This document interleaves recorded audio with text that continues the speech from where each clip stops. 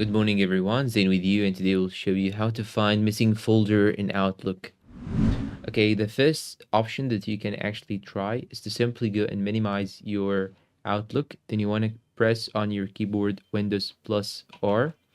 Then you want to type here a specific command that I will leave you down below in the description of the video, or it will be displayed in front of you inside the screen of the video.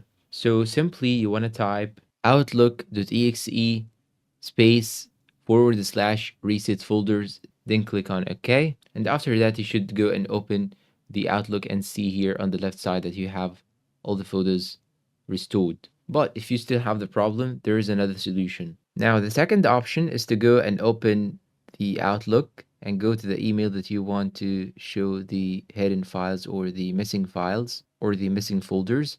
Then you want to right click on inbox below it. Then you want to go and click on IMAP folders. Then you should click on query. Then you want to go and click on Gmail all mail. Then click on subscribe. Then click on apply.